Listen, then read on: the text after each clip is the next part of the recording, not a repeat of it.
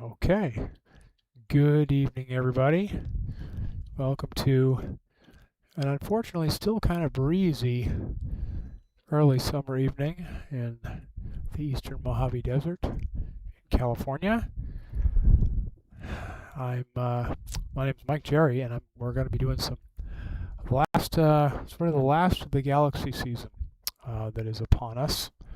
It's been going for about 3 months. Unfortunately, I haven't been able to get out and do a whole lot with it so far this year. This is the last bit of it. So, but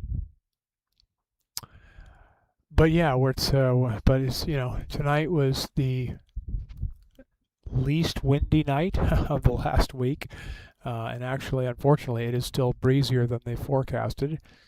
But hopefully it won't be too bad. It is supposed to taper off as the evening goes along. Yeah, we'll just do what we can with what the weather gods have handed us. So, along those lines, let me, before I do that, let's open up an image of my setup and turn off the test pattern and show you guys what I'm using for my broadcast, as always. Using my C8, an 8-inch Schmidt-Cassegrain telescope, riding on an AM5 Stellarium waveform harmonic drive mount on my spare no expense cinder block pier, and I'm sitting at a table behind the scope talking to you right now with my laptop set up. And tonight we have I'm using the camera on the back of the scope because we're doing small objects, so we're doing longer focal length, slower focal ratio stuff, but to get the small, faint galaxies, that's exactly what we want for more effective magnification. So tonight we have the 6.3 reducer on the back with the camera, the ASI 183 color camera on that, and that is what's going to be bringing us our images. Good evening, Ollie. Nice to see you. Okay, so there is what I'm using tonight. So let's go and take a look at where we are here. Now I'm going to need to shrink this window down because you guys can't see all of this. So, got to put that up there like that. And where is my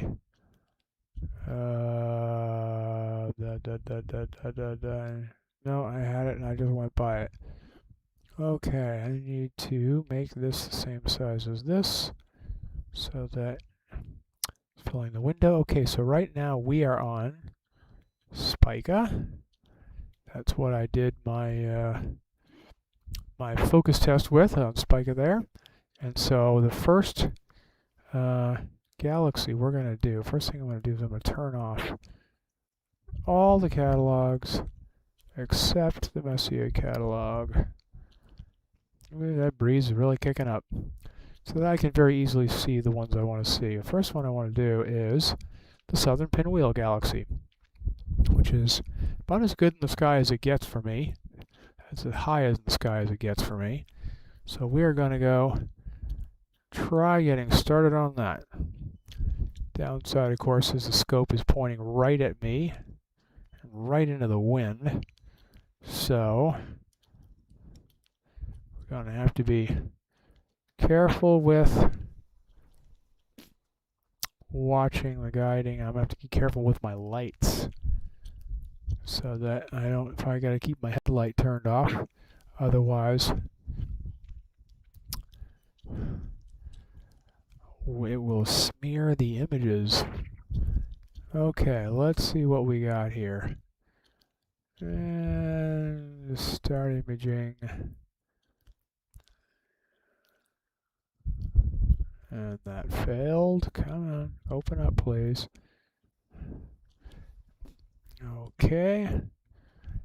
Now I have, for galaxies, because we're at the slower focal ratio, I'm doing 3-minute exposures tonight. We'll do an initial throwaway 60-second sub just to make sure I'm centered well on the object, but then it'll be pretty much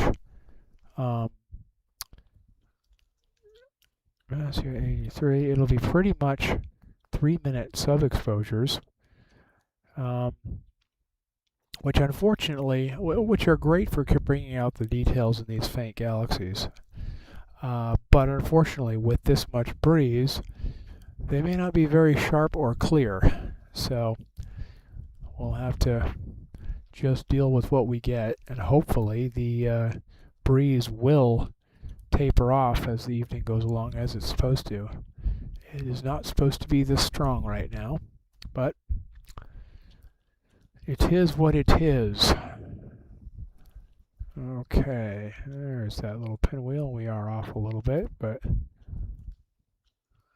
I think we're okay. It's not a bad start. Okay, let's get on to 3 minutes. And let's make sure we've got, I need to bring the correct flat up. Which flat is it for the 6.3 reducer? Yes, 323. March 23. So we're going to bring up the flat, March 23rd, super. Okay.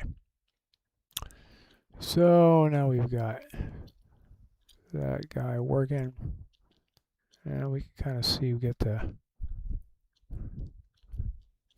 nice little beginning on him. Southern Pinwheel Galaxy. Very nice looking galaxy. Hopefully the breeze won't make it too smeary and ugly tonight, but it's going to be what it's going to be. Alright, and this galaxy is only 15 million light years away, so it's one of our neighbors. Basically anything under about 20 million light years is pretty much our immediate neighbor of the Milky Way galaxy. It was discovered in 1752 by Nicolas Louis de Lachey at Cape of Good Hope. Oh. Charles Messier added it to his catalog. It is item number 83 in the Messier catalog. He added it to his catalog of nebulous objects in March of 1781, so almost 30 years later. It's one of the closest and brightest barred spiral galaxies to the Milky Way, and is visible with binoculars. It has a diameter of about 120,000 light years, which is pretty much exactly the same size as our Milky Way.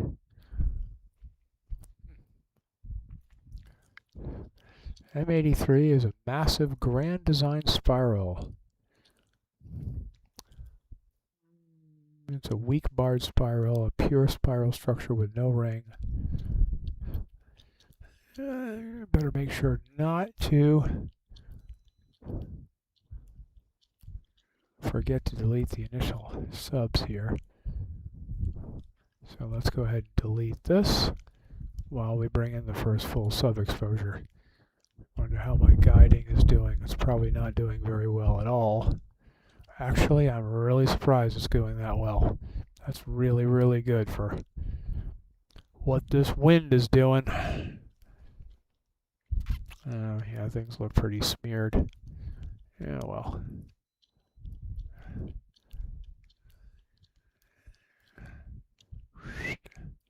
Bring that over like that. Bring this over like this. Yeah. Well, it's not too bad. Stars are a little blobby.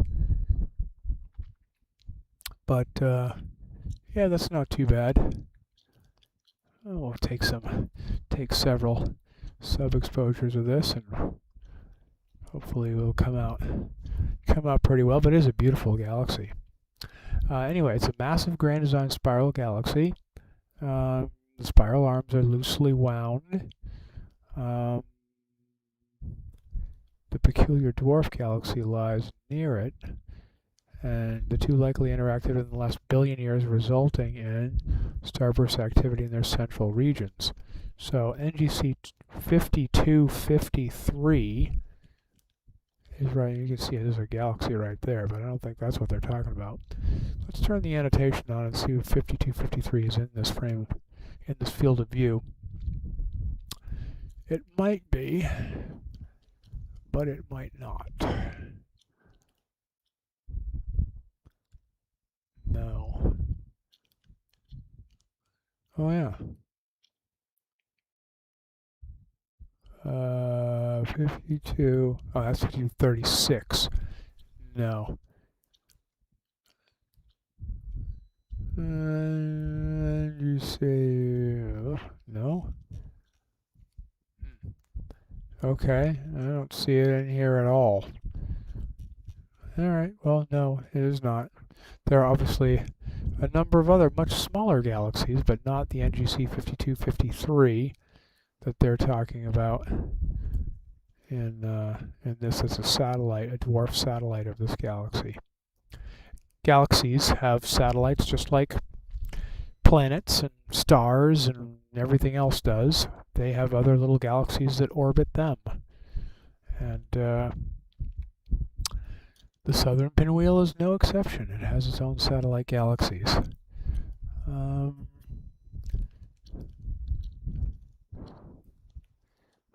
Star formation. In April 2025, it was published that the first clues were found for the possible existence of a supermassive black hole at the center of M83.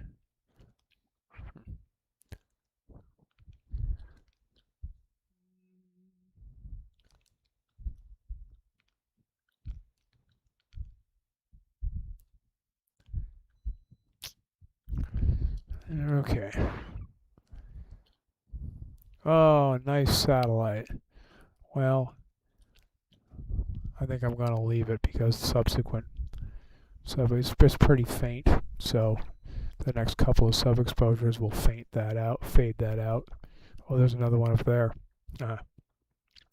Yeah, downside of being on the of having to be on the west side of the sky is that the sun just set, an hour and a half ago or whatever, so it's we're going to catch some of the low Earth orbit satellites. I try and usually stick on the eastern side of the sky for the early part of the evening just to prevent this, but galaxy, with it being this late in the galaxy season, all of our galaxies are on the west, all these red rings here, all the galaxies are on the western side of the meridian. It's because it's getting lower and lower in the western sky. As the galaxy spring season ends and the pretty summer objects that are here rising in the east start to come up. So, yeah, we're going to be in the western sky this evening, so we're going to see some of these annoying little satellites. So we may have to scrap some sub-exposures, but so far, I think I'll hang on to this one. So 15 million light years away, massive grand design spiral, probably about the same size as our Milky Way. It's a lot smaller, of course, than something that's much closer like the Andromeda, because Andromeda is only 2.5 million light years away. So, whereas this is 15, so this is, 5-6 times further away. But it's still a nice, big, beautiful galaxy. Hopefully we'll get to see a bit more detail as it comes in. Especially if the wind calms down and we can get some decent subs. But we'll see how that goes. Yeah. Guiding sort of, ooh, and the coyotes are singing. I don't know if you guys can hear that or not.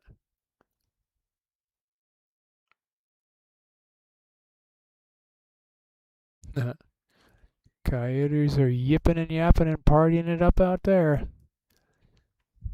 Don't know if my mic, I think my mic can pick that up. Life in the desert, and then of course the local dogs get into the show too. Life in the desert. All right.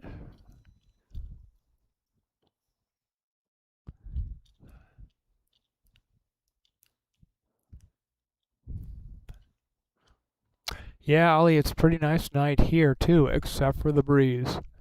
The breeze is a little up. It's supposed to taper off. When it does, it'll get even nicer. Although I will say one very big benefit of the breeze is that you don't have to worry so much about the mosquitoes. They don't really bug you too much when they got too much breeze for them to really be able to navigate in. So that is the upside of this. But I'd rather put up with the skeeters and have a little less wind on my scope, personally. Anyway, we'll let this go for a few subs here and see how it goes. Let me get the background music on here.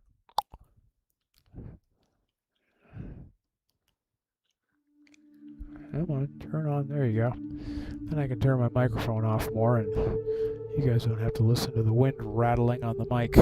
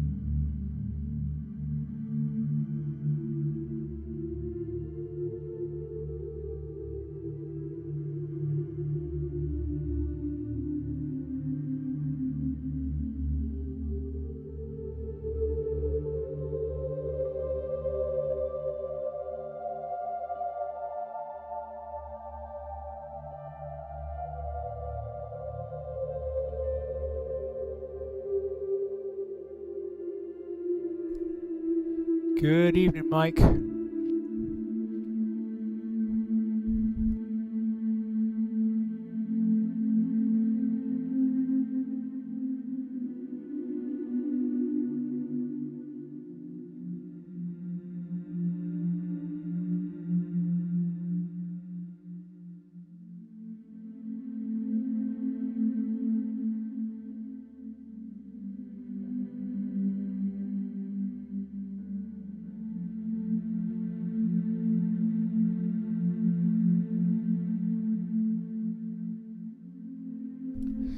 Yeah, it's been windy here. As you can hear this evening, there's still a bit of a breeze, moments of gusts, but it's supposed to be tapering off as the evening goes along. So I'm crossing my fingers. We'll see what happens. So far, so good.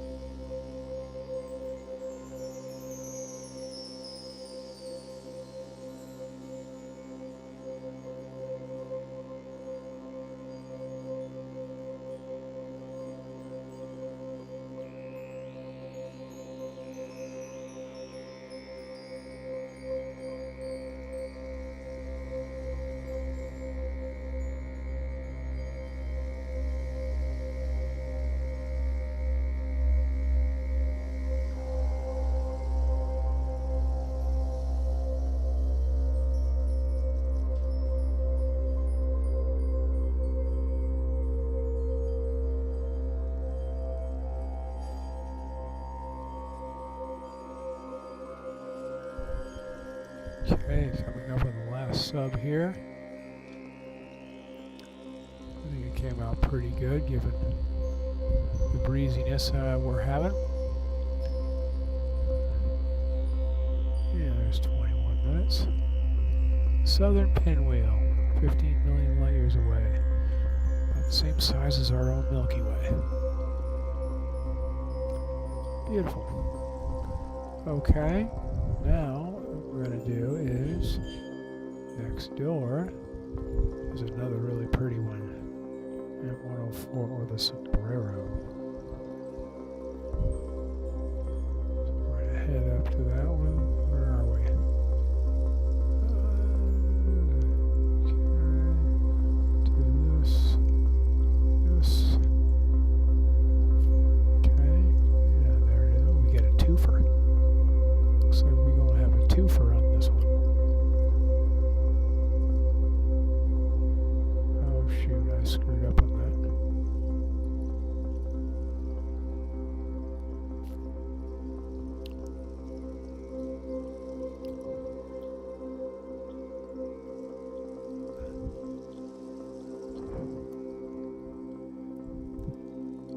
Actually, I'm going to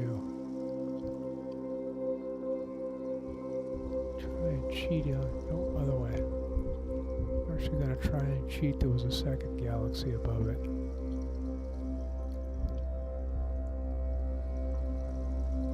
So we're going to actually drop it down a little bit below. Okay, that's probably going to be good enough. And we'll do that. Okay. So we're going to get good evening, Mr. Autopilot.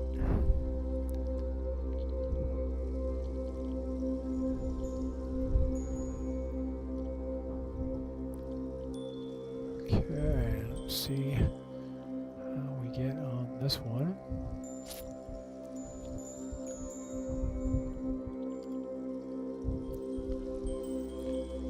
Take our first sub and make sure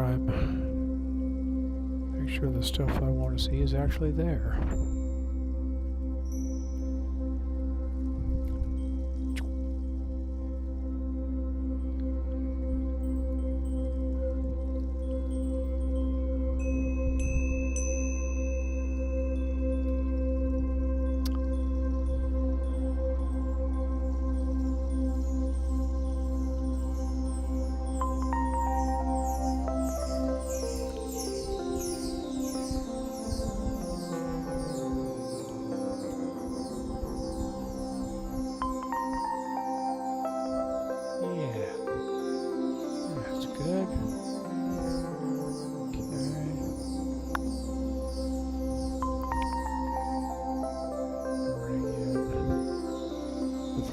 Sub. Put this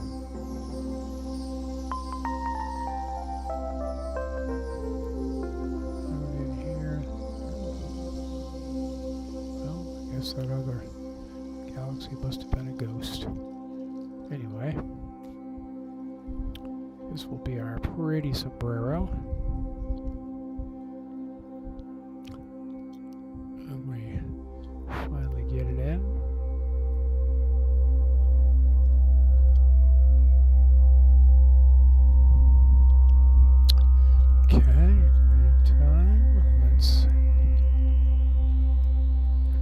This.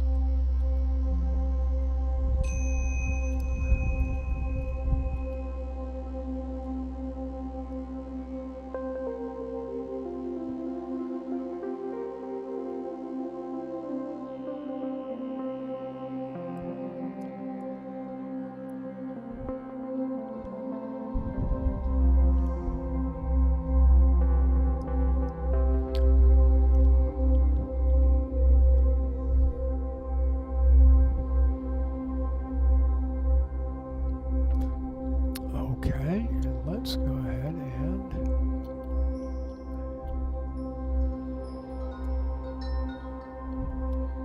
the sombrero. Let's see what we can see about this.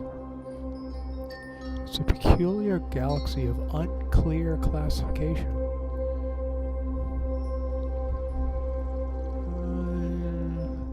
It's about 31 million light years away, so about double the distance of the southern pinwheel we were just looking at. So then Virgo, it has a diameter of approximately 100,000 light years, give or take 5%. So a little bit, about 20% smaller than the southern pinwheel we were just looking at. Well, according to this, that makes it slightly larger than the Milky Way. So, I see estimates on the size of the Milky Way anywhere from 90 to 120,000 light years across. So, yeah, I'm not sure that there's consensus on that. Let's get this cleared to get our first good sub in. Hit this reset. And our first sub exposure of the Sombrero Galaxy. Oh, and look at that, we got a satellite going right through the middle of the dang thing. And of course, it's a nice, bright one, too. So, that sub is scrap.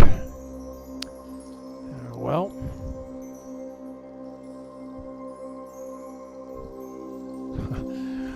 howdy, Curtis.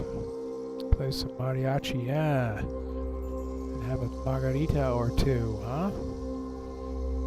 Although this freaking satellite wasn't exactly welcome. But how's it going, Curtis? Haven't seen you in a while. Let's see, the Sombrero Galaxy has a bright nucleus, an unusually large central bulge, and a prominent dust lane in its outer disk, which from Earth is viewed almost edge on, which gives us that nice sombrero brim edge that we see so well. But the core itself is large, luminous, and unknown as to classification. The dark dust lane in the bulge gives it appearance of a sombrero hat. Astronomers initially thought the halo was small and light, indicative of a spiral. But the Spitzer Space Telescope found that the halo was significantly larger and more massive than previously thought, indicative of a giant elliptical galaxy.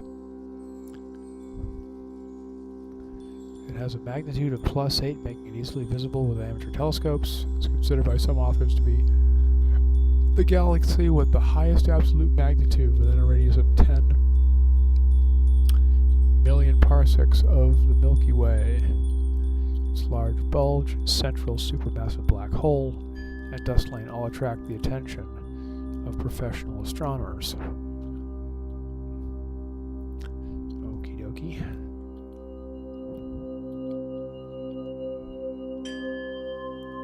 Yeah.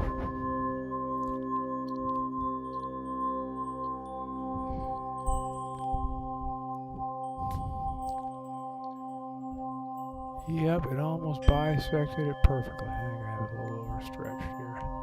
It's a little noisy. Anyway, we are clearly ditching this first sub. Hopefully the next one will be satellite free, or at least not have the satellite going through the middle of the galaxy. Even that would just be a nice improvement. Let's see what happens.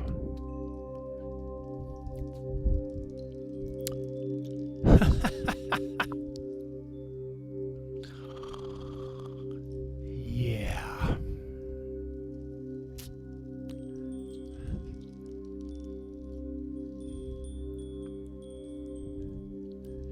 Well, we'll try it one more time, and if that doesn't work, we'll just have to roll with it. Yikes. Anyway, what else can we read here?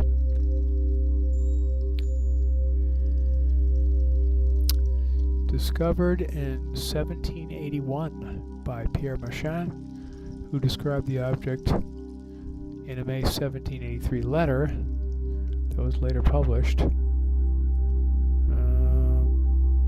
Messier made a handwritten note about this and 5 other objects, now collectively recognized as M104 through M109, to his personal list of objects now known as the Messier catalog, but it was not officially included until 1921. William Herschel independently discovered the object in 1784 and additionally noted the presence of a dark stratum in the galaxy's disk, what is now called a dust lane. Later astronomers were able to connect Marchand's and Herschel's observations. 1921, Camille Flammarion found Messier's personal list of the Messier objects, including the handwritten notes about the sombrero. It was identified with object 4594 in the NGC catalog, and Flammarion declared that it should be included in the Messier catalog. Since this time, the sombrero galaxy has been known as M104.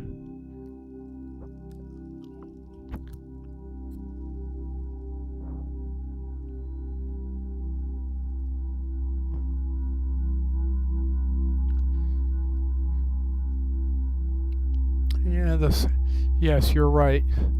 You're right, Star Traveler. It's about 30 degrees up on the southern sky, which is a pretty popular place for satellite traffic.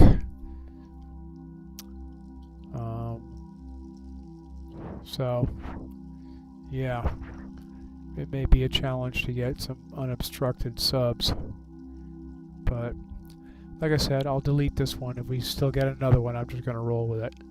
Otherwise, we could be spending all night on just this one object. So, one more time. We'll see what happens.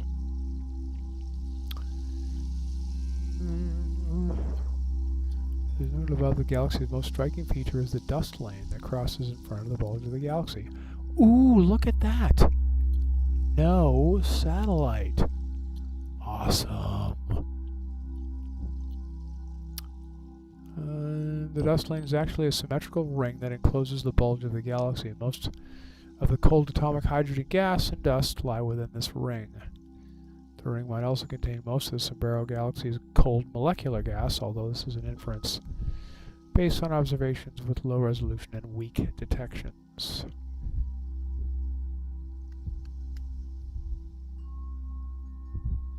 Based on infrared spectroscopy, the dust ring is the primary site of star formation within the galaxy.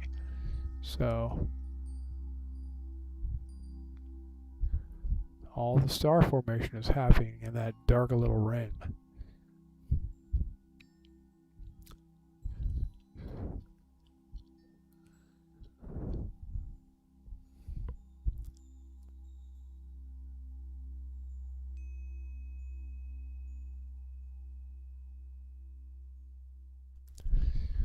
Central supermassive black hole. In the 1990s, a research group led by John Cormandy demonstrated that a supermassive black hole is present within the Sombrero Galaxy.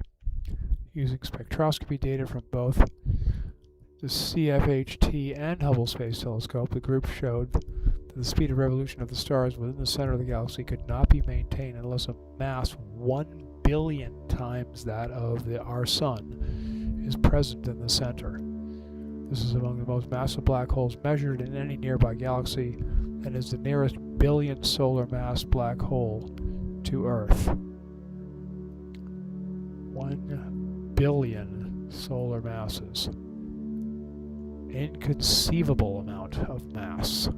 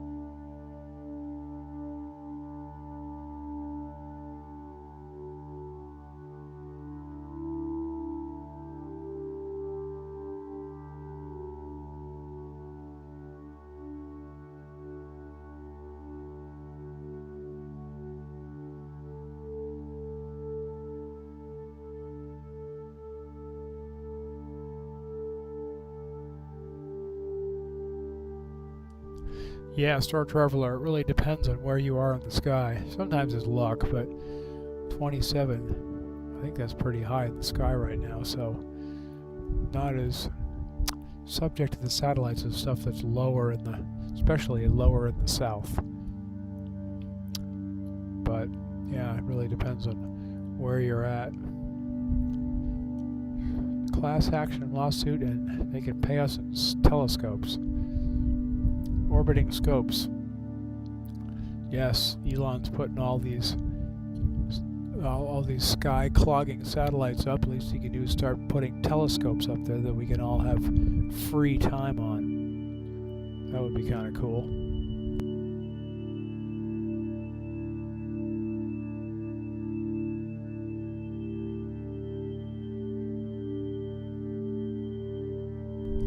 Wow, that's two, count them, 2 subs with no satellites. Woohoo! We're on a roll.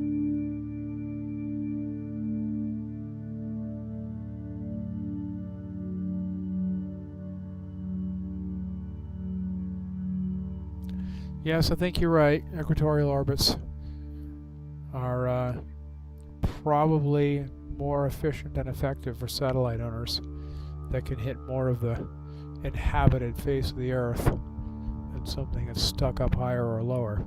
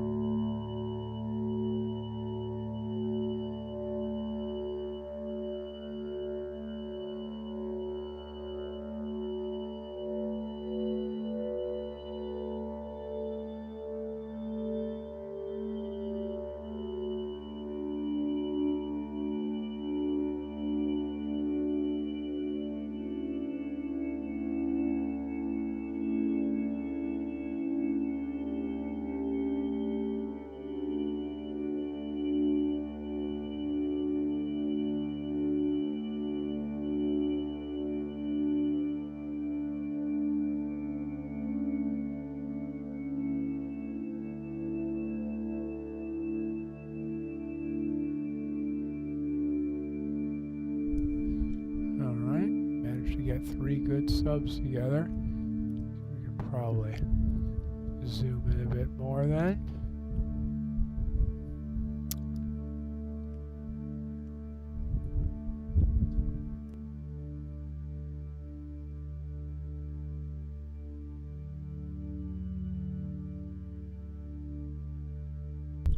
But as you can tell, this breeze is not doing its job and letting up.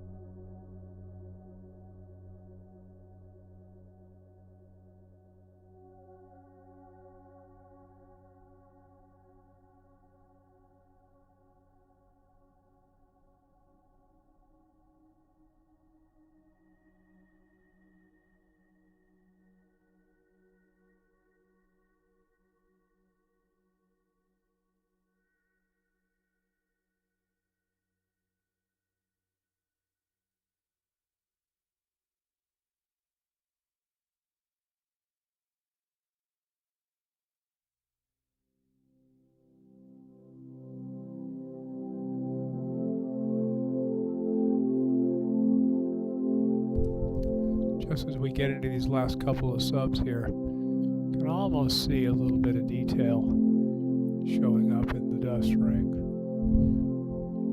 Again, the breeze is just enough to smear things that you can't really see much, but with proper averted imagination, you can see some sort of stuff, especially down in this part. Some unevenness or texture to the ring itself. We'll do this one last sub and then we'll move on.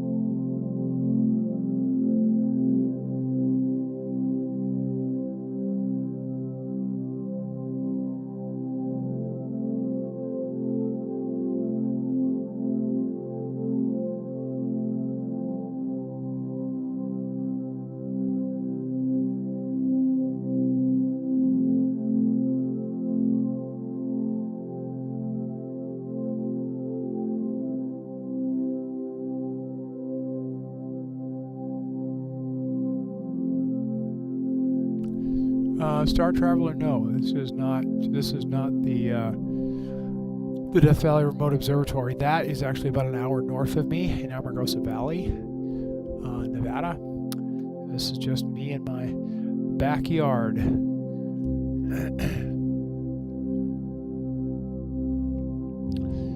My sea star produced an image of this quality in 92 minutes. How does that work?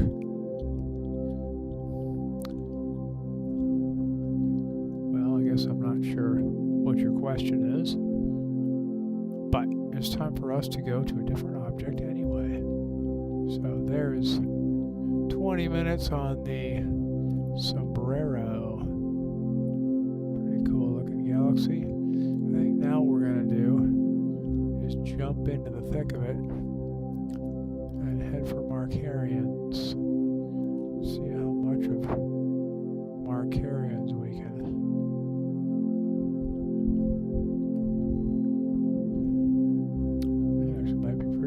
There. All right. This will be a screen full.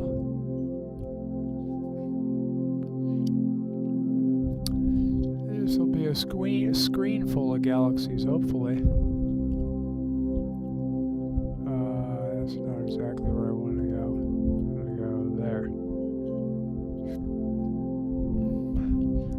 I want to go there and try to get a whole bunch of them. When I've got the hyperstar in, I can get all kinds of this stuff. I have a much bigger field of view, but on this one, because we're doing the close-ups, we have to we give up some of the field of view for that. Okay, well, let's see. These are going to be much smaller galaxies and further away. But let's see how many we can count in the picture. We get our first image.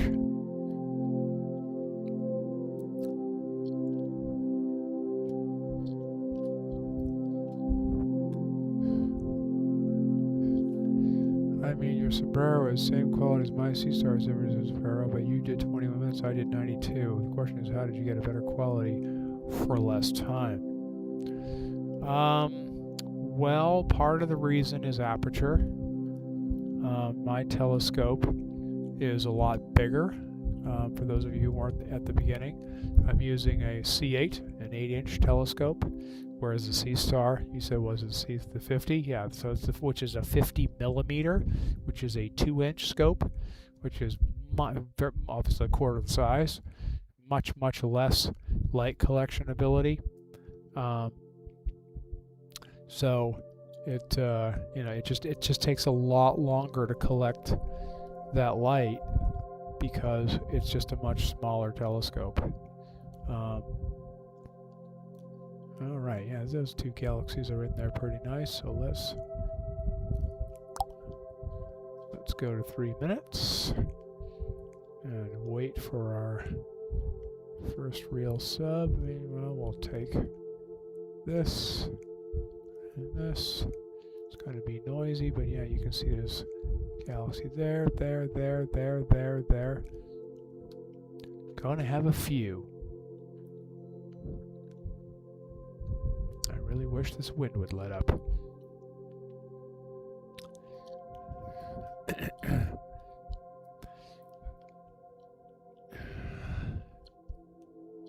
So yeah, I mean, it's part of the just a function of aperture and focal length. I can collect a lot more light from these objects because I just have a much bigger aperture. I'm actually a little bit slower. I believe the C-Stars are all f5. I think they're f5, whereas I'm at about f6. So I'm at 1200 millimeters of focal length, where I think the C-Stars are somewhere around 250 or 300 or something like that. And so, you know, I'm dealing with a lot more size, a lot more stuff. The camera I forget which camera's in the C-Star. I think it's the 462.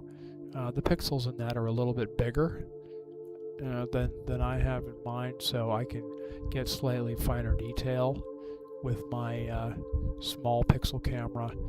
I have used a 183, which has very small pixels, much smaller than most other cameras, so I get a bit more detail. But yeah, I think primarily the answer to your question is aperture and focal length. What I'm using is just bigger. So, Corin Lewis, good morning from a cloudy Barbados. Well, good morning to you.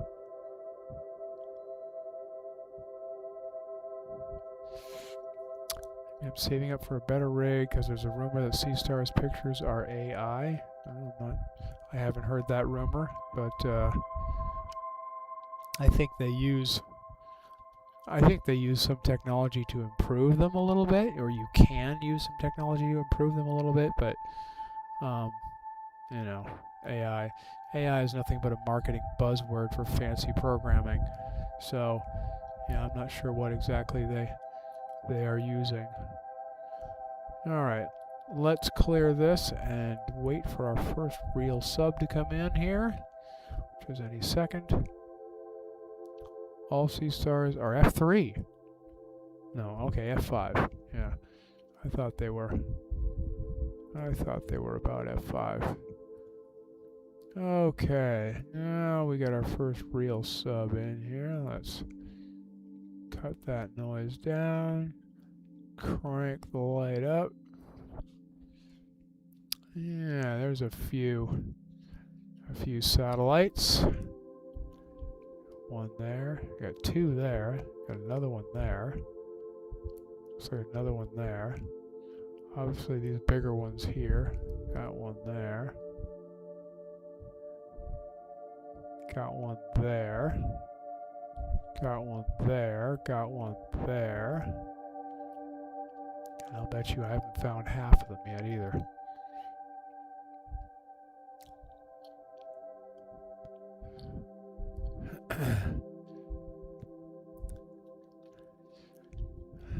Okay, well, Markarians.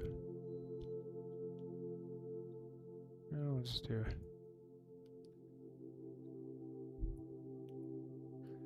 That's part of Markarian's chain. We'll leave that in there.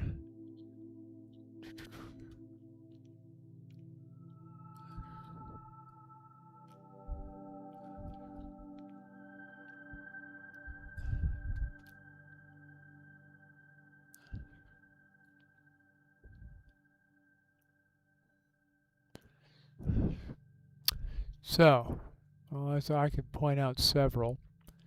I found several, but there's obviously a lot more here. Yeah, see. Now my catalog goes down to Mag 18, which is a fraction of the galaxies that are out there. But you can see all the galaxies just in this field of view. There's at least a dozen here, maybe 15. Just in this field of view. And a whole bunch is not even highlighting. A lot of galaxies here. And okay, so let's well, what do we got? Is it 84 on the bottom or 86? No, 86 is on the bottom. 84 is on the top. Let's just put Markarians in here.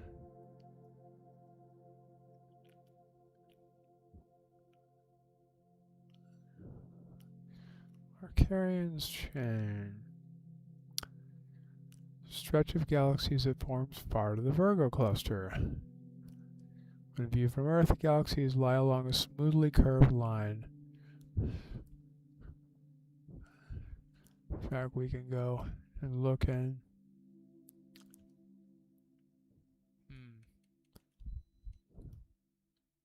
Well, they certainly seem to have is a nice.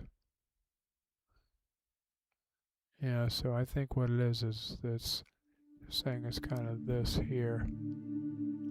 This curve here, I think, is what they're saying it is. Their picture looks much more curvy and graceful than this, though. So this is kind of the very bottom of the chain. Charles Messier first discovered two of the galaxies, M84 up here and 86 here on the bottom. In 1781, the other galaxies seen in the chain were discovered by William Herschel and are now known primarily by their catalog numbers and the NGC catalog published in 1888. It was ultimately named after the Armenian astrophysicist Benjamin Markarian, who discovered their common motion in the early 1960s.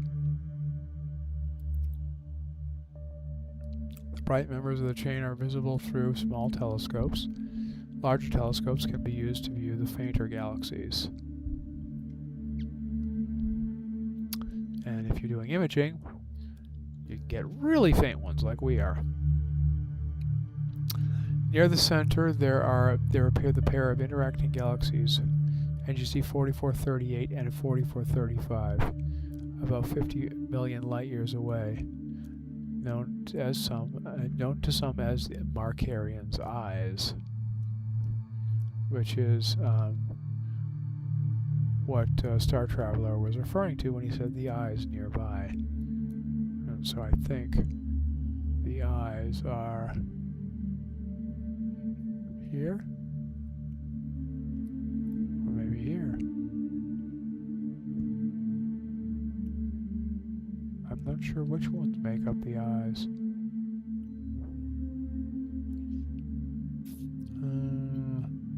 44, 38, and 35.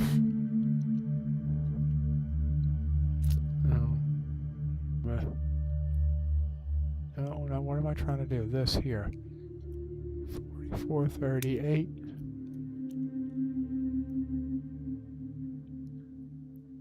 I have all the NGC turned off to make it so I could see. Let's turn the NGC back on, which is going to flood the place with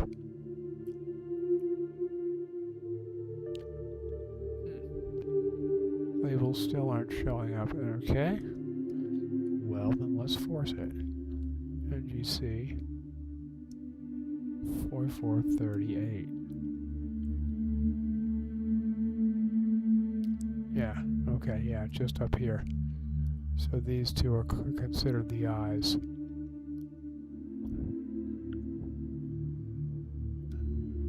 Copeland's eyes are Markarian's chain. That's kind of a cool looking thing, huh? I suppose we could do that next if we wanted to.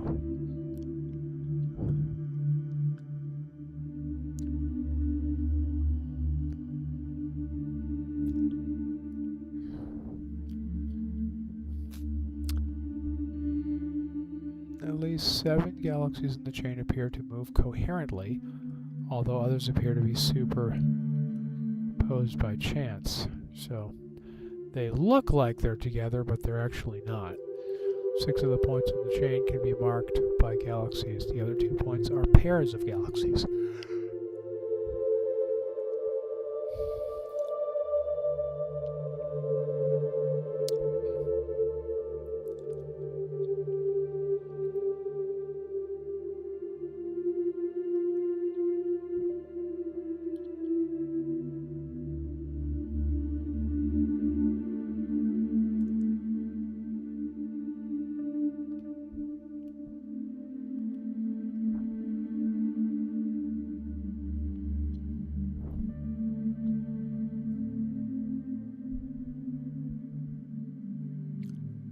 So this is the curve here.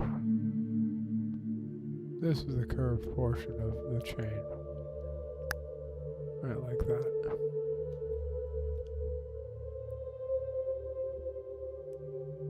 And we're catching just the very bottom of it.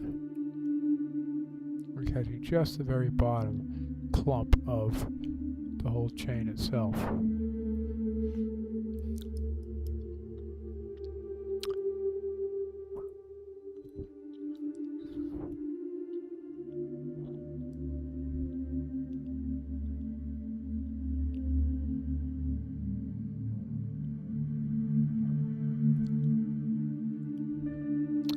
Do I have a favorite galaxy?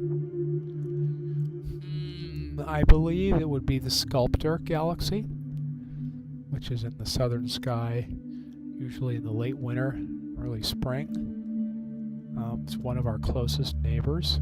It's not nearly as big as Andromeda or Triangulum, but it's a great looking galaxy. Of course, it's hard not to like the Whirlpool galaxy, Messier 51.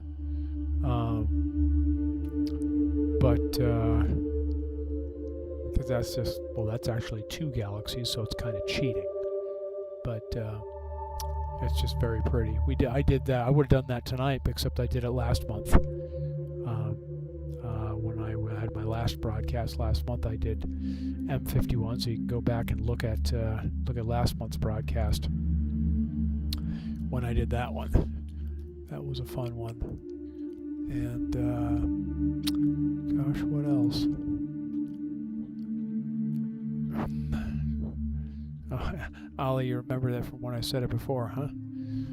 Yeah, fortunately, Sculptor is not part of Galaxy Season. It shows up a kind of off Galaxy Season a little bit, but yeah, it's a good one. I like it a lot.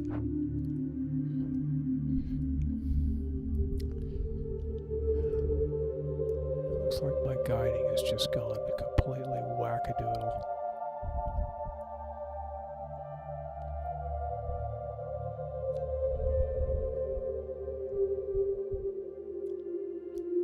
Oh.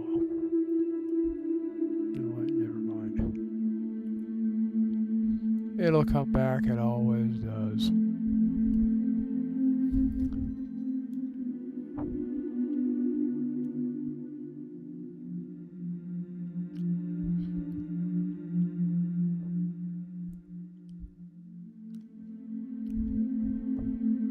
Some of these galaxies are pretty neat looking. These two actually look like bookends. They almost look identical, facing opposite directions.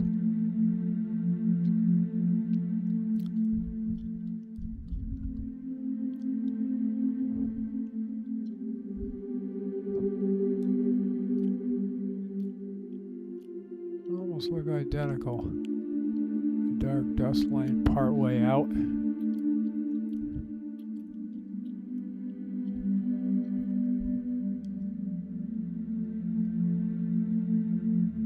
And this one has the same kind of look. The dark dust lane about midway down the bulge.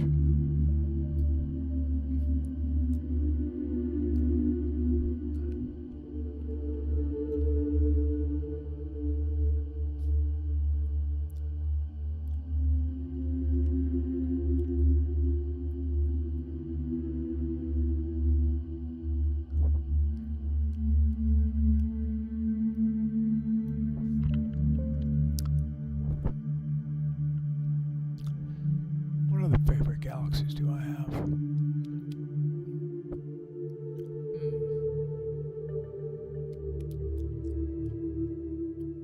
Well, the sombrero obviously is pretty nice. We did that tonight. And the little pinwheel is also pretty good too. So face on, we see a great view of it. And it's fairly close to us.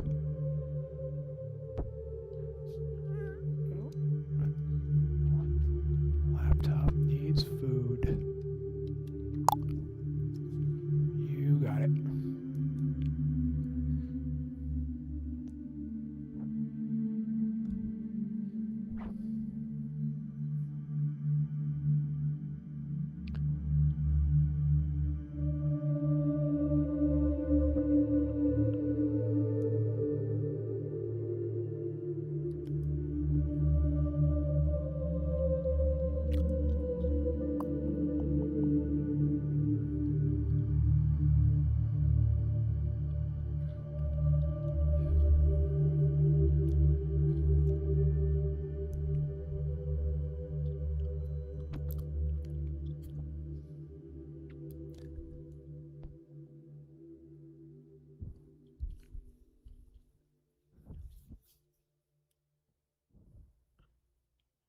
I think we'll do this one last sub and go to the eyes.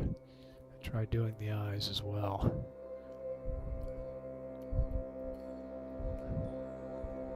These look kind of cool here.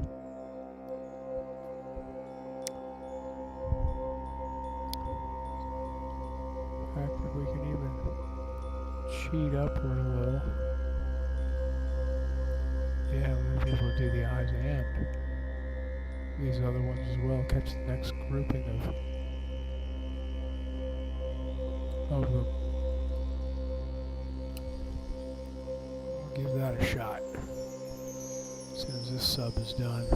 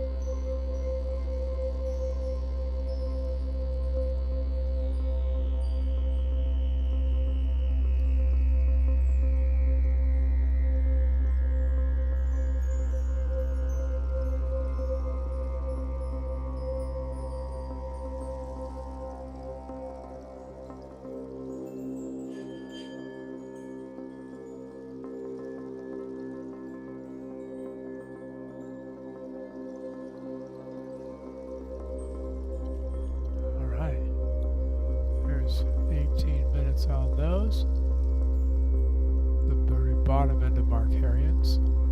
Let's see if we can catch the next couple of pairs up.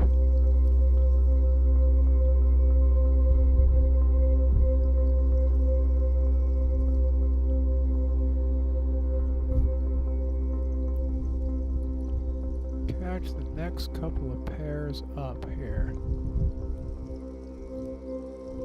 Yeah, we're right on. Okay. Go. See if we can catch these eyes.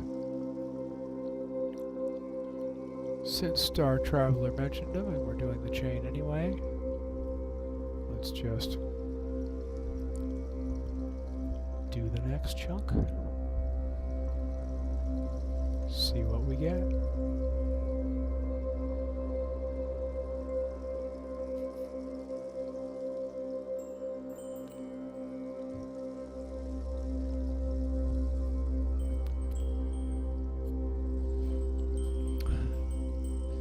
The eyes themselves are 52 million light years away.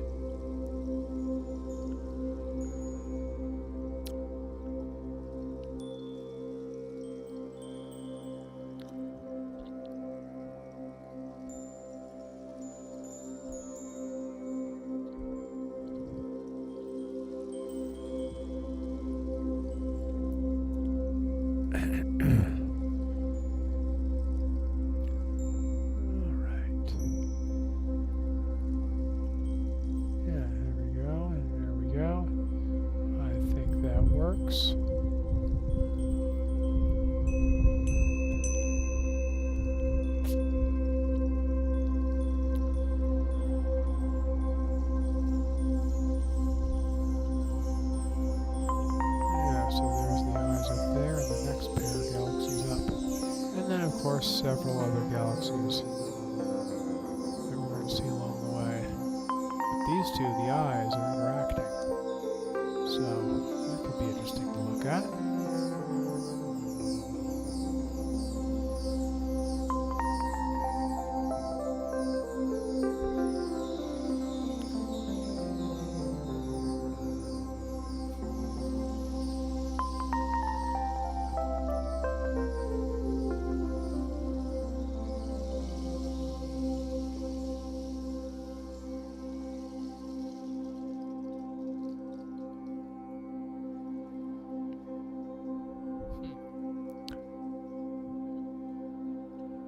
Interesting.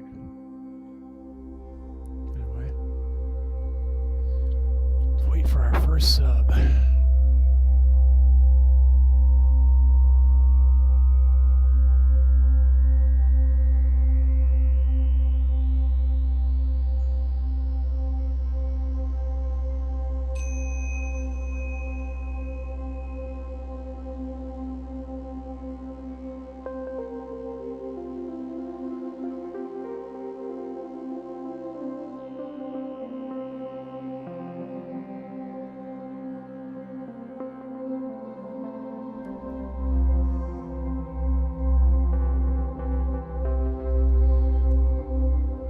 You like the eyes, Star Traveler? They're your idea, so that's what we're doing. We're on the edge because we're trying to get more into the picture than just those two, but we're definitely going to do them.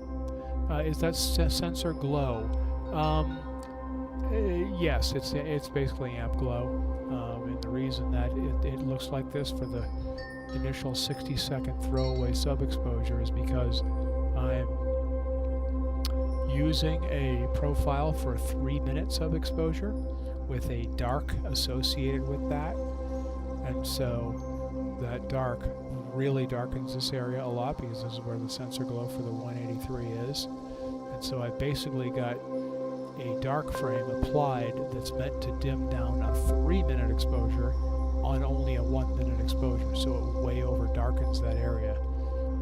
But as soon as we delete this and get the first real 3-minute sub in, then everything will look normal again.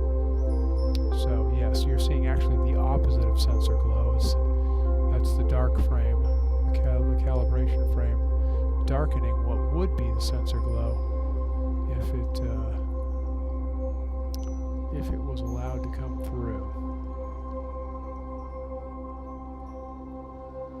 So there we go. See, there's still a tiny bit, even with the dark, there's still a tiny bit of the amp glow on the sensor that's here anyway. And So these two, these are the eyes of Markarian's chain. These two are actually interacting. And so there's a lot of star formation in both of them because of that. And so the wispiness here was thought to be a tidal tail, not tidal but tidal tail, between the two galaxies, as one is pulling stars away from it toward itself, which often happens in interacting galaxies. But in this case, other studies have shown that this might be just some wispy stuff in our own Milky Way that's causing this. Maybe a little bit of nebulosity, and it's not necessarily the stars at all. So I would think with redshift they'd be able to figure that out, because these galaxies are 52 million light years away, and if this wispiness was in the Milky Way, it would be way closer than that. So I don't know, but that's what they said. It also appears to have a long tidal tail, possibly caused by the interaction of the galaxies. However, other studies suggest the apparent tail is actually foreground galactic cirrus within the Milky Way, unrelated to NGC 4435. Integrated flux nebulae is a relatively recently identified astronomical phenomenon. In contrast to the typical and well-known gaseous nebulae within the plane of the Milky Way, integrated flux nebulae lie beyond the main body of the galaxy. Oh, interesting. Okay. So some sort of nebulosity outside the Milky Way, but part of it.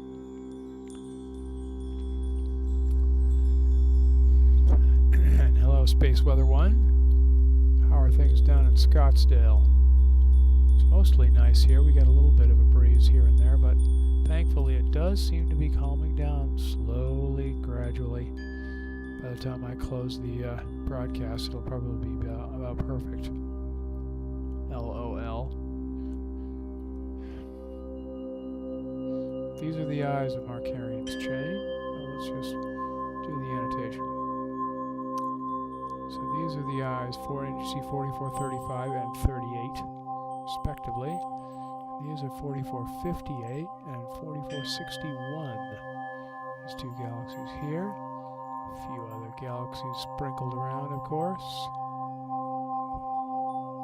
Mag 14, Mag 16, Mag 17.3, which I'm not getting a lot of. Usually I can get down almost Mag 20 if the skies are good. Transparency is not awesome right now, but it's pretty good.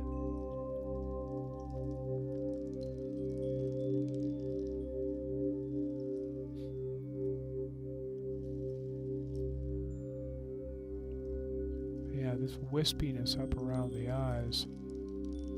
Apparently they can't tell whether it's those two galaxies pulling themselves and pulling each other apart because they are interacting, or if it's some sort of nebulosity that's around our own Milky Way.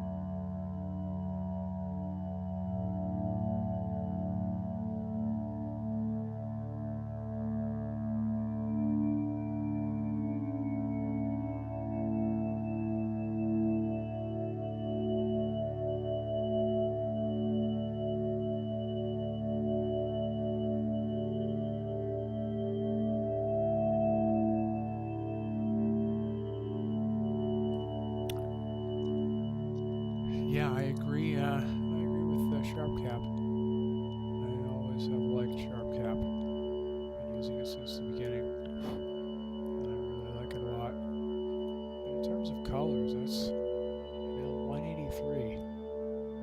As I zoom into the eyes here, 183 does a really great color. I've tried other cameras. I've tried 290s. I've tried 585s. I've tried a 676. Trying to stick with a small pixel camera, and hoping to upset the 183 king of the hill. Hopefully, even get a camera that I didn't need to do calibration frames for. But when I compare them side by side, the color reproduction in the 183 just beats them all. It beat the 676. It beat the 585. They're just great sensors. So even though I do have to keep my darks and my flats running and up to date, the camera just does a great job. 183 just does a great job. Its color balances a bit. Whoops, wrong button. Actually, that'll probably about work.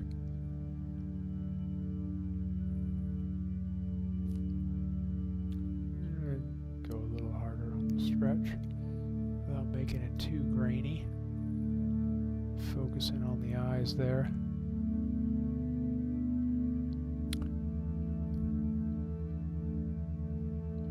Does it tell you what those two small galaxies are center right on the screen? Okay, hold on a second and we'll go take a look at that.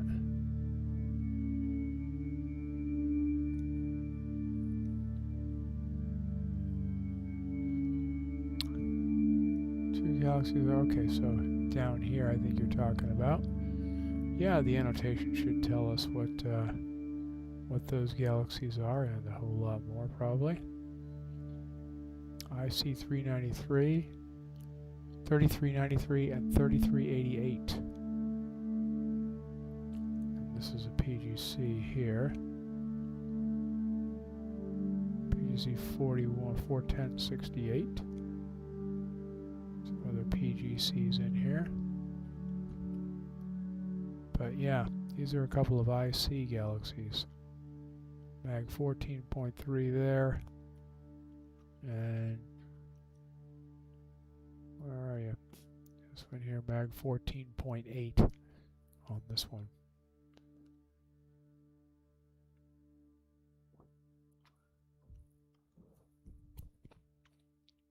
Yeah, I agree about the extra effort. Until I find a camera that beats the 183 for great small pixels and great color, I will continue to do my darks and lights, my darks and flats.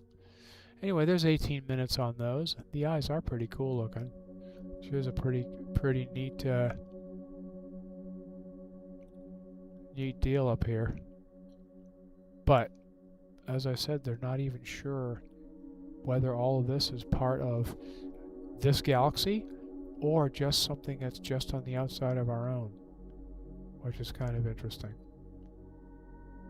But in any event, let's move on. We are going to do next. We're going to do M58 next, which is a beautiful little spiral galaxy. So we're going to do that.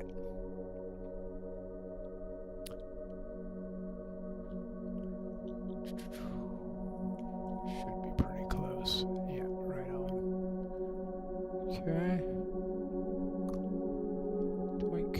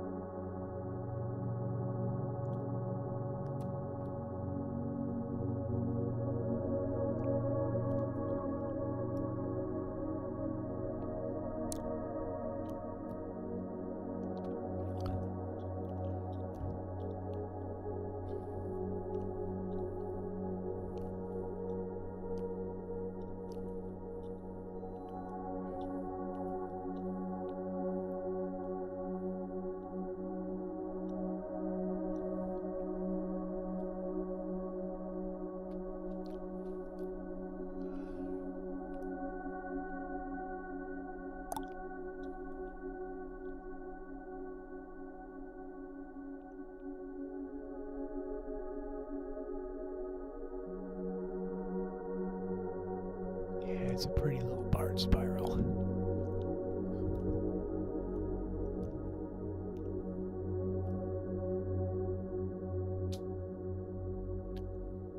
Alright. Wait for that first good sub. Meantime, we can learn a little something about it. SCA-58.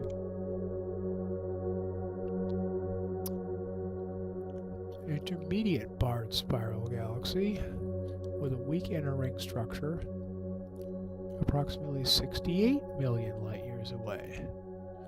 Discovered by Charles Messier in 1779.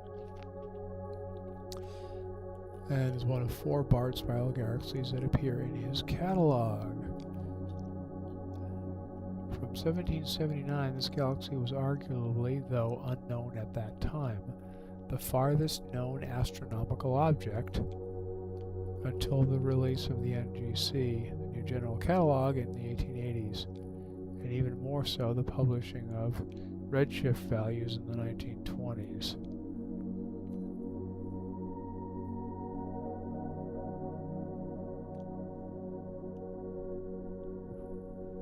Messier discovered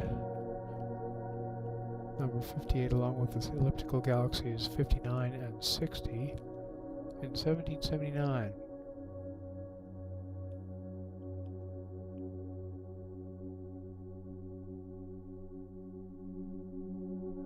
Messier described M58 as a very faint nebula in Virgo, which would disappear in the slightest amount of light he used to illuminate the micrometer wires.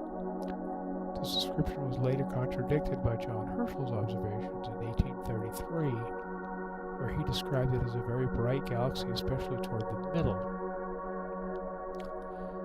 Herschel's observations were also similar to the description of both John Dyer and William Henry Smythe, who said that M58 was a bright galaxy modeled irregularly round and very much brighter toward the middle.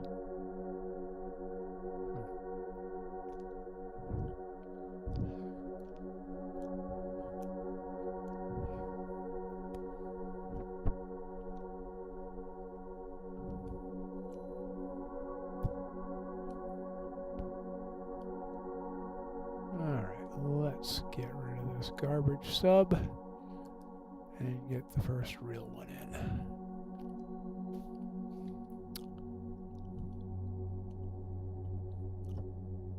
And the wind, as you can probably hear, has just about completely died off. Knock on wood. Don't want to jinx myself, but it, yeah, has become a great astronomy night here. There we go. Nice little barred spiral.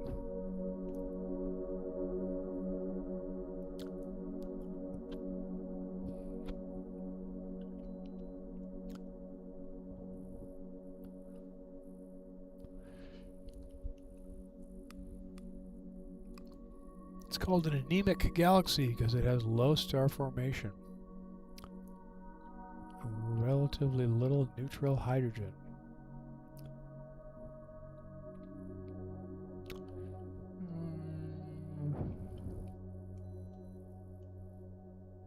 It also has a supermassive black hole with a mass of only around 70 million solar masses. So a dwarf compared to the 1 billion in the sombrero. But still, 70 million times the size of our sun, or the mass of our sun, I guess I should say, is still nothing to be.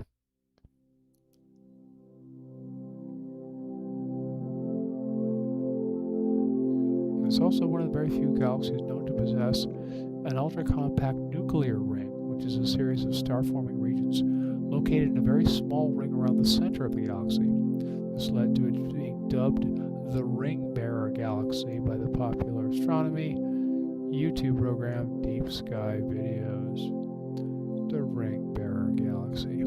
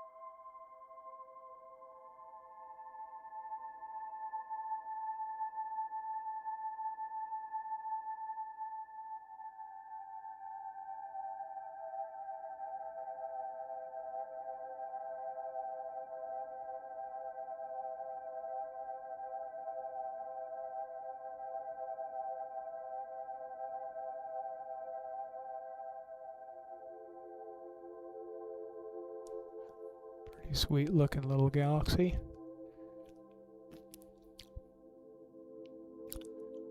Definite bar and some nice swirling arms.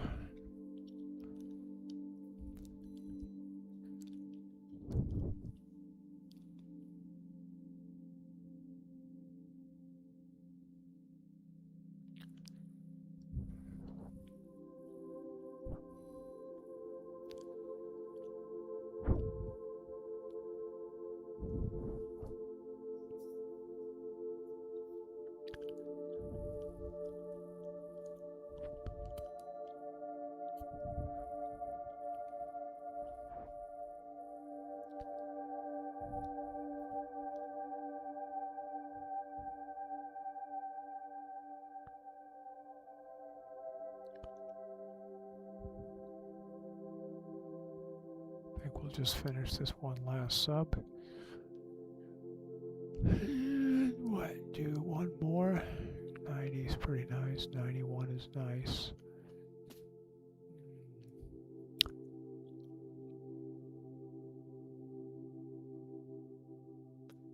I think we'll do 90 next.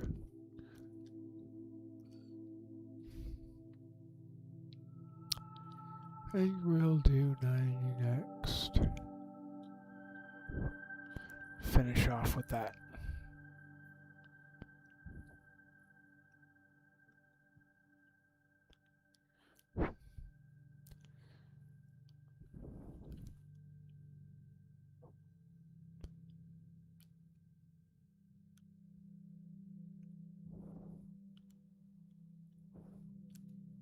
Okay. Let's hit 90 next.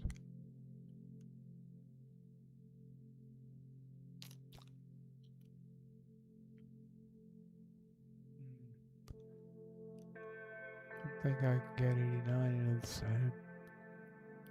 Yeah, I think 89 is just out of reach to do both.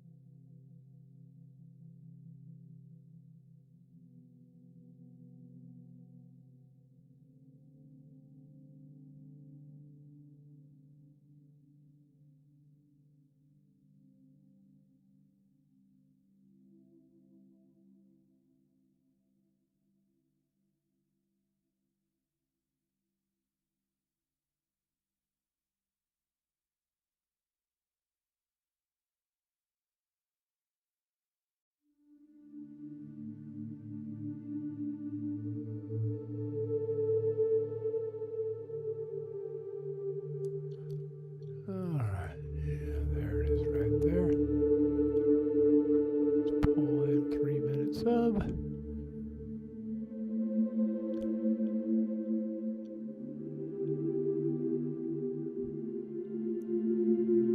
Yeah, it's going to be a little bit bigger.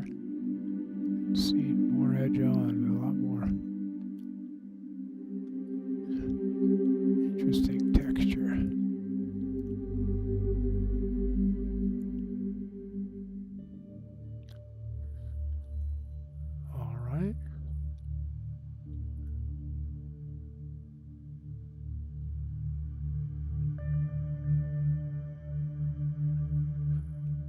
Messier 90. Also known as the Carabin Galaxy. Intermediate spiral. Exhibiting a weak inner ring. About 60 million light years away. Discovered by Charles Messier in 1781.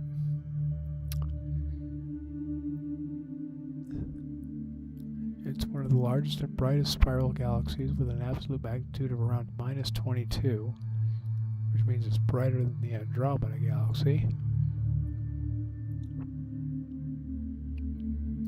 Due to the galaxy's interaction with the intracluster medium in its cluster, the galaxy has lost much of its interstellar medium. As a result of this process, which is referred to as ram pressure stripping, the medium and star formation regions appear severely truncated compared to similar galaxies outside of the Virgo cluster.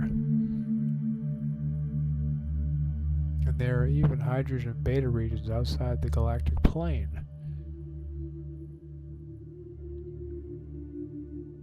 As well as long, over 250 million light-year, tails of ionized gas that have been stripped away.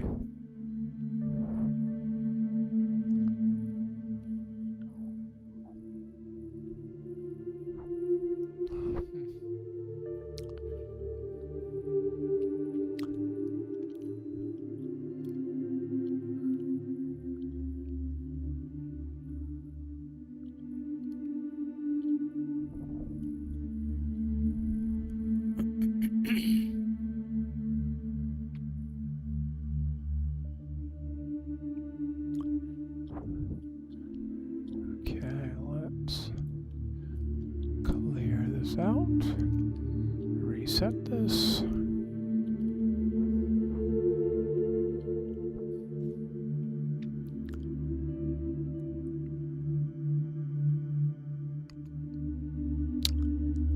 Balance our colors.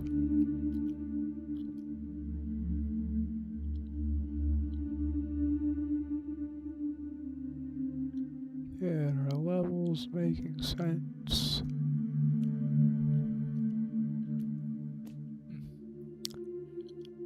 Okay, so companion out here.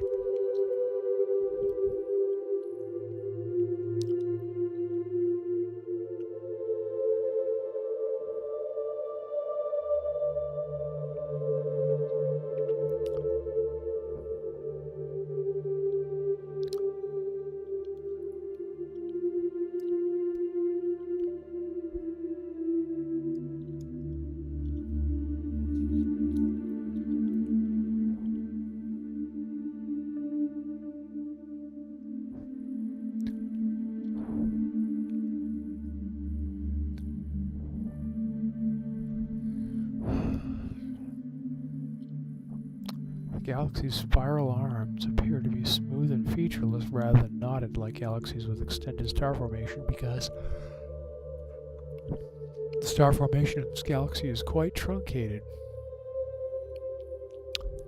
So it's considered an anemic galaxy. However, its center appears to host a significant nebula and star formation where around 50,000 stars of spectral types O and B that formed 5 to 6 million years ago, which is just a moment ago in star time, are set amidst many A-type supergiants that were born in earlier starbursts between 15 and 30 million years ago. An A-type supergiant are among the most massive and luminous stars. Supergiant stars occupy the top region of the Hartsprung-Russell diagram, with absolute visual magnitudes between about -3 and -8.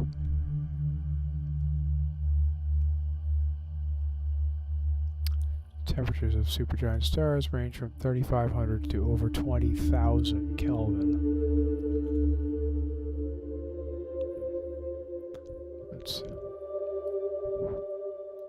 Multiple supernovae, up to 100,000, in the nucleus have produced super winds that are blowing the galaxy's interstellar medium outward into the intraclusteral medium, collimated in two jets, one of which is being disturbed by interaction with Virgo's intercluster medium as the galaxy moves through it. The spectrum, the visual spectrum of Messier 90 is blue shifted, which indicates that The gap between it and our galaxy is narrowing. It's getting closer. The spectra of most galaxies are redshifted, meaning they're going away. The blue shift was originally used to argue that Messier 90 was actually an object in the foreground of the Virgo cluster. However, since the phenomenon was limited mostly to galaxies in the same part of the sky as the Virgo cluster, it appeared this inference based on the blue shift was incorrect. Instead, many blue shifts exhibit the large range and velocities of objects within the Virgo cluster.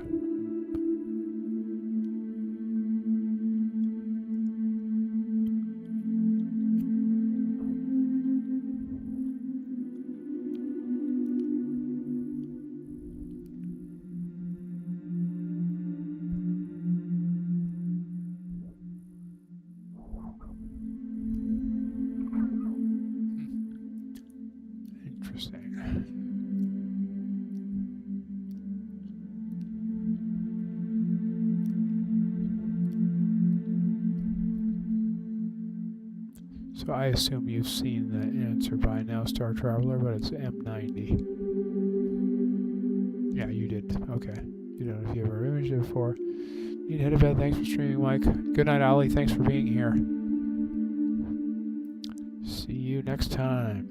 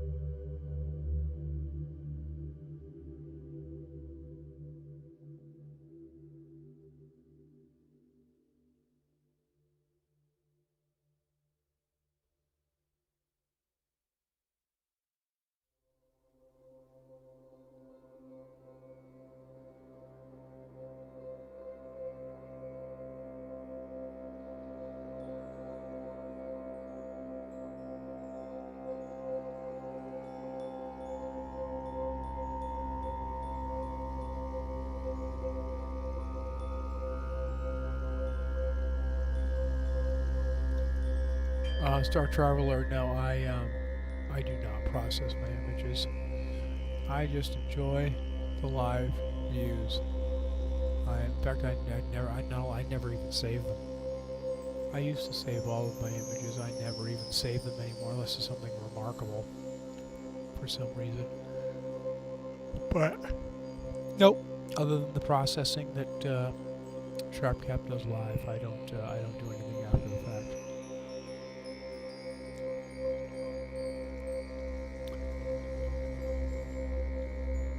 I guess you do have the same last name as me,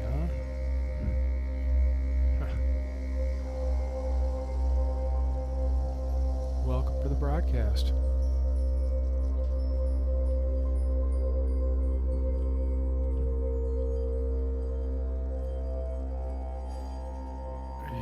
could be.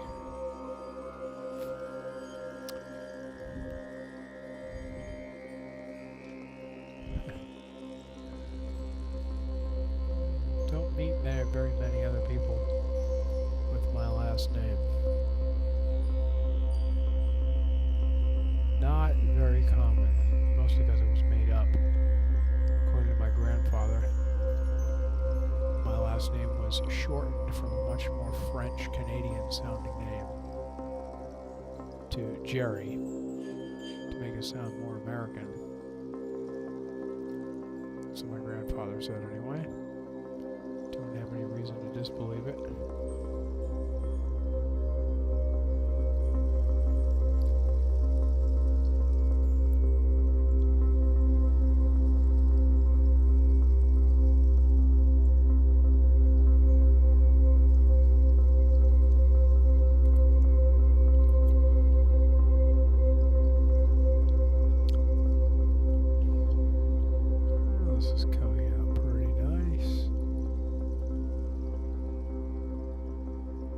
Definitely some nice swirling arms. And here an extended star pattern, extended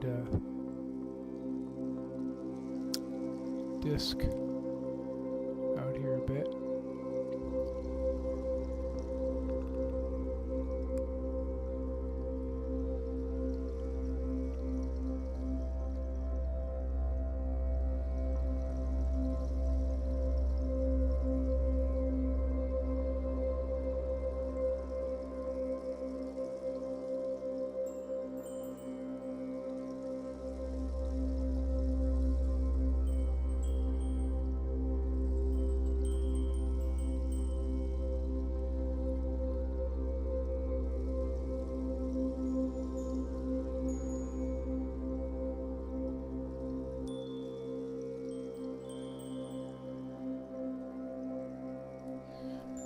I think I'm gonna finish. I'm gonna do one more. I'm gonna finish with the black eye.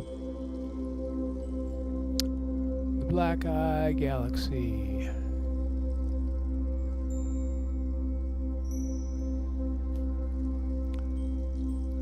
Tough not to finish with the Whirlpool, but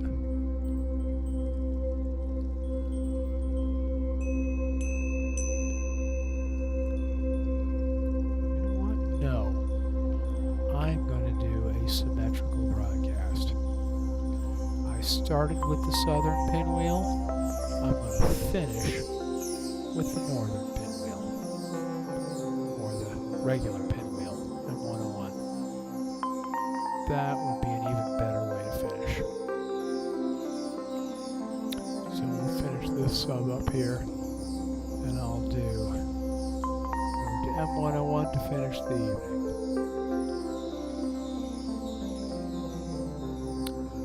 Well, good night there, Mr. Jerry. Thanks for subscribing, and see you next time. Unfortunately, I'm not on as much as I would like to be.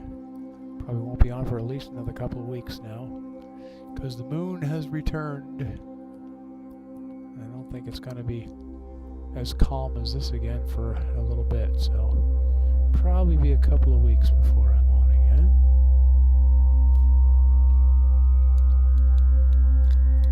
But we'll finish. We'll go from pinwheel to pinwheel on tonight's broadcast.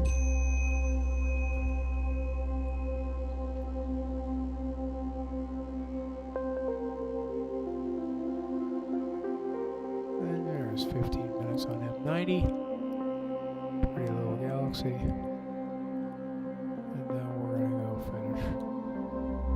Grand finale. We did 51 to end broadcast last time. We're going to do 101 to finish tonight.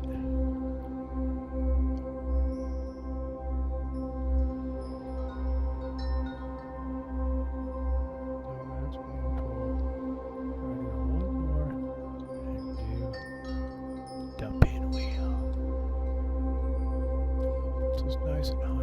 the sky too.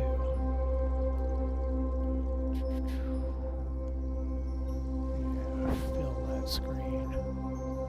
Fill that screen with galaxy.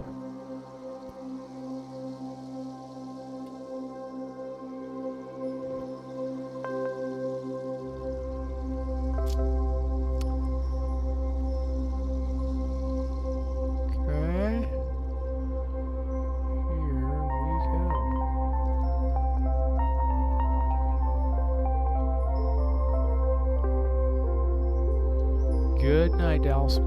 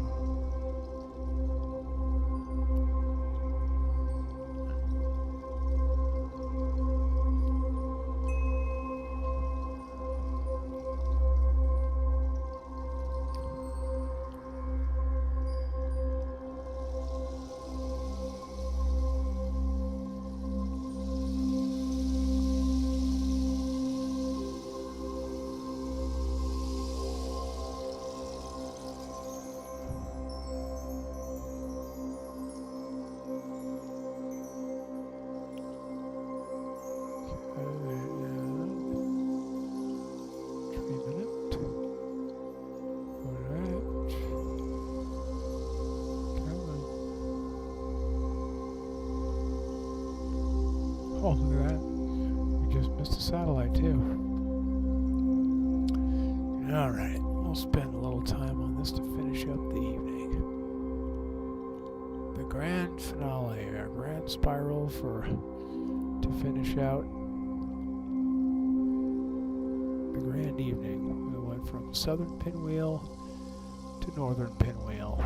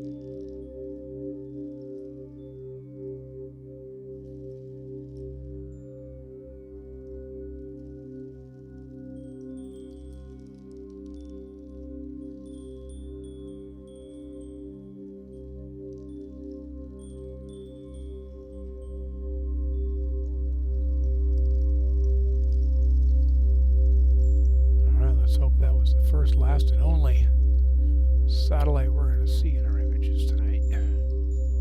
We're seeing this one anyway.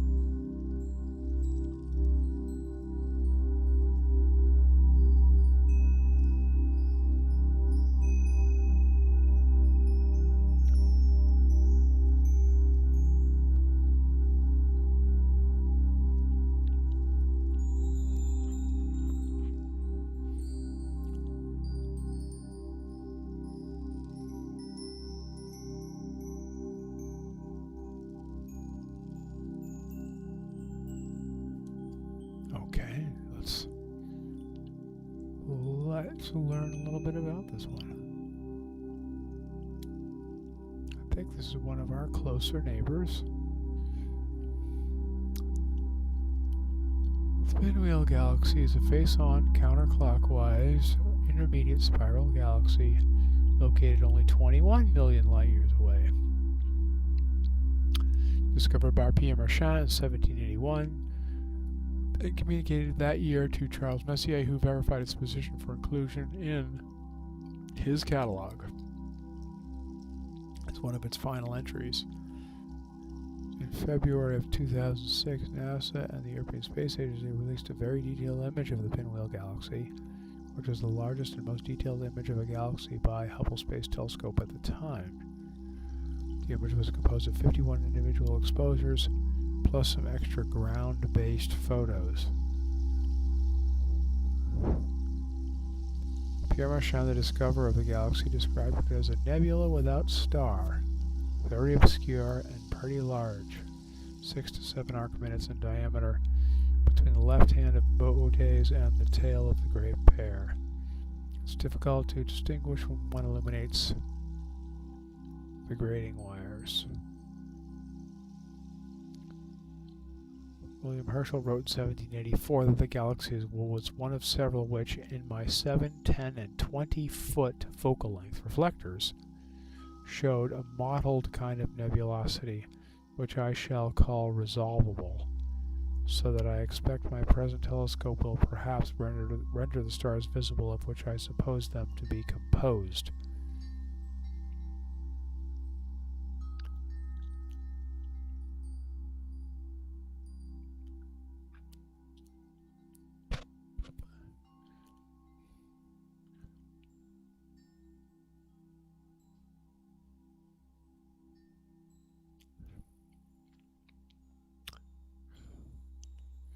Lord Rosse observed the galaxy with his 72-inch diameter Newtonian reflector during the second half of the 19th century. He was the first to make extensive note of the spiral structure and made several sketches.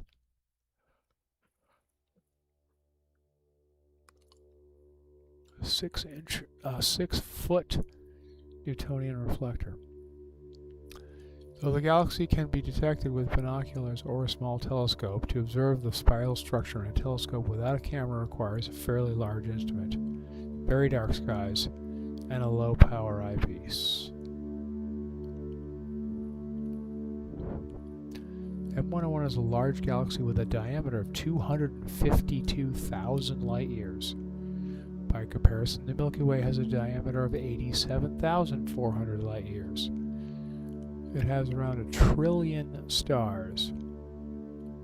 It has a disk mass on the order of 100 billion solar masses, along with a small central bulge of about 3 billion solar masses.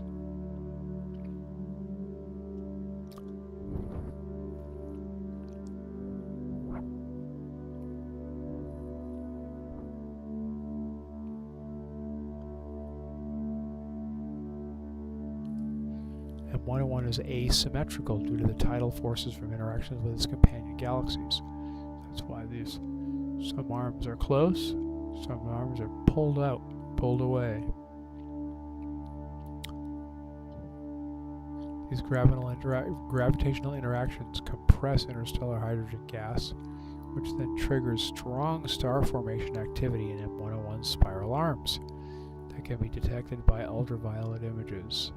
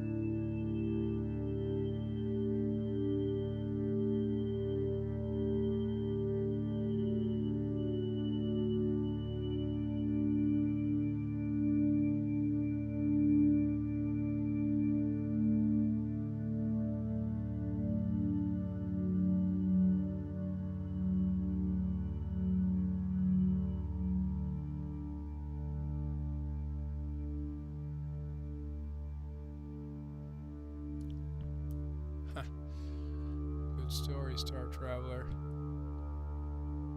Canon T1i. 5.6 3mm lens. Ha.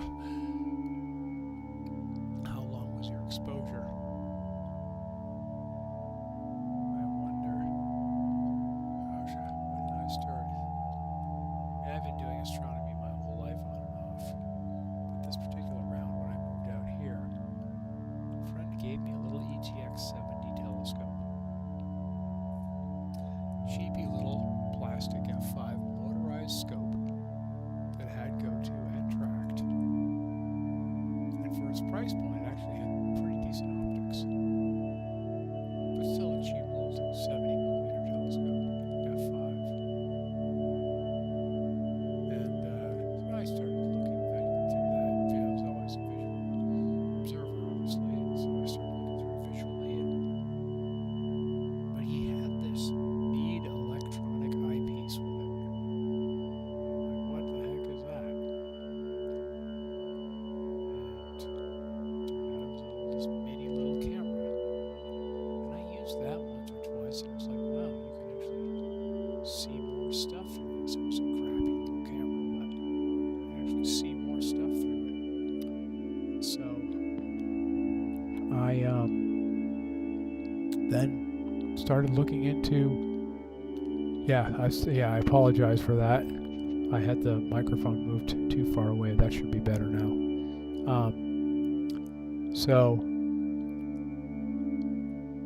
I tried that Meade electronic eyepiece, and gosh, I was surprised by what I could see. And that led me to getting my first real, first thing I got was a Revolution imager.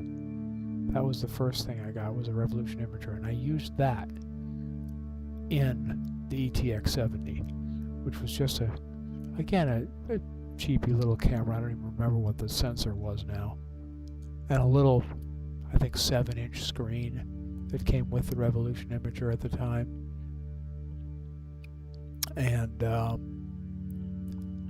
but I was amazed at what I could see. It's like, wow, I could see so much more using this than I could ever see with an eyepiece. So I used that for a couple of months, and then I finally bought my first real astronomy camera, a ZWO ASI-224, which is a 1/3 inch sensor, but for its time a really good rated sensor.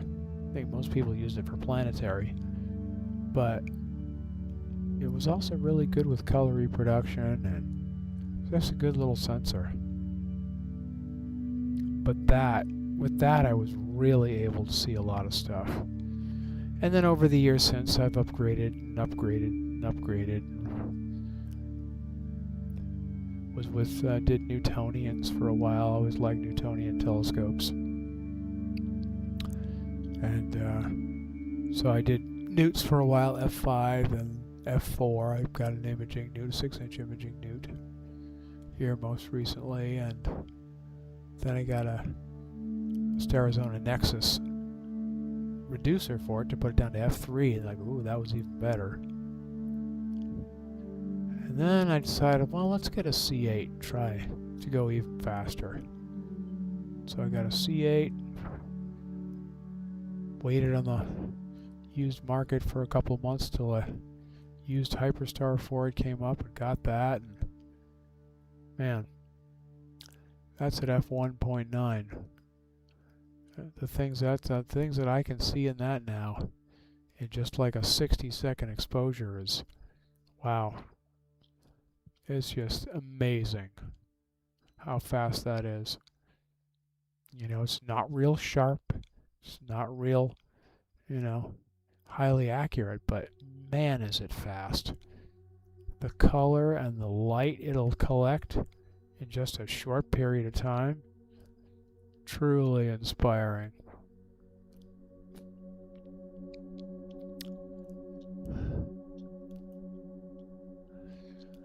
Yeah, that's the old F4 Newt. I've got a 6-inch F4 imaging Newt that I used the Nexus coma corrector on. If you do get that F4, you may want to consider getting a Star Arizona Nexus. Puts it down to F3.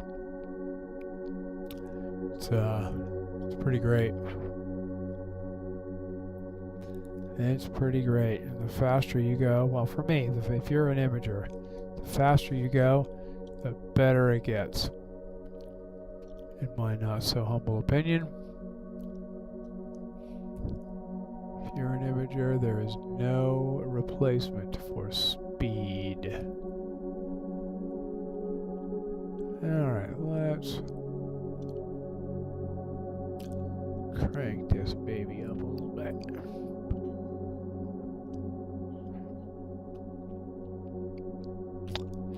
Yeah, the 12-inch f4 Newt, I believe, is 1200 millimeters of focal length, which is exactly what I'm at right now.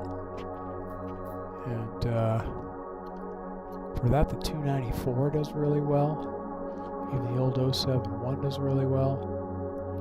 But these days, a 2600 would probably be your best bet.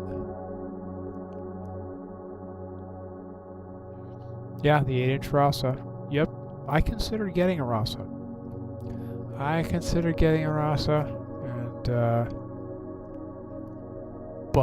And Rasas do an awesome job at what they do, but they're one-trick ponies.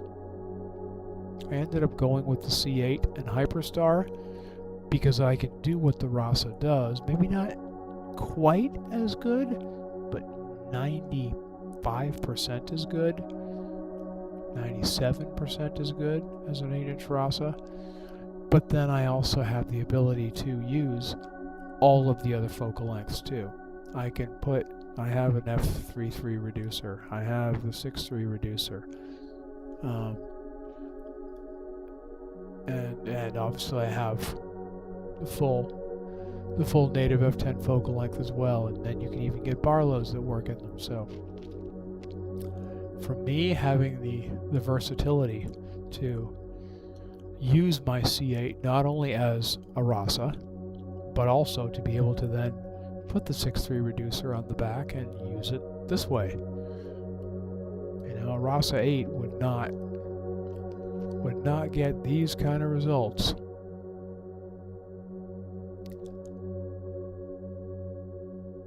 The Galaxy would be much smaller.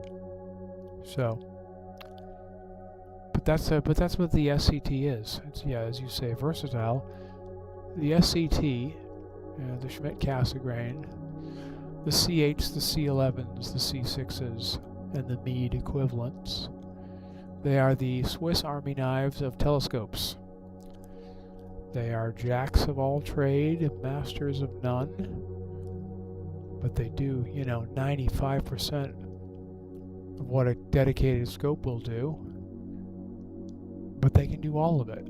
So I chose to do to have the flexibility to have one scope that can do all this stuff rather than having a Rasa paired with a Newt and a Frac and whatever else. So most people just have different scopes for different purposes, which is the ideal way to go if you have an observatory or just like swapping scopes out and whatnot. You can do that, but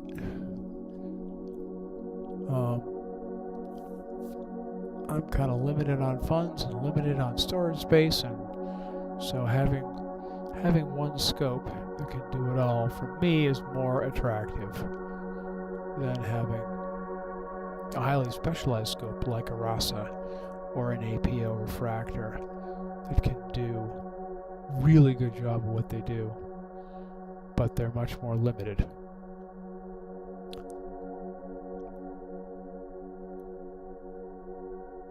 Well, yeah, C14, yeah, well, the C14 is a massive telescope, so that is one heavy dude. The 11 is 40 pounds. I think the 14 is at least 70 pounds. 65, 70 pounds for the C14. For somebody, if you have an observatory, that's great. C14 with Hyperstar. That's just awesome. If you've got an observatory, you know, you can get a help to get it set up and on, and you never have to move it again. That's great. But for a guy like me who has to break down and set up every night because I live in the middle of a 120-degree desert, can't leave stuff out. That's just way too, and having an aging back, that's just way too big and heavy. So the C8 is kind of perfect. Only weighs, you know, 12, 14 pounds with guide scope and camera, and easy to carry in and out, easy to pack up. And you know, it's the heaviest piece of my gear. Maybe my equipment box might be a pound or two heavier, but it's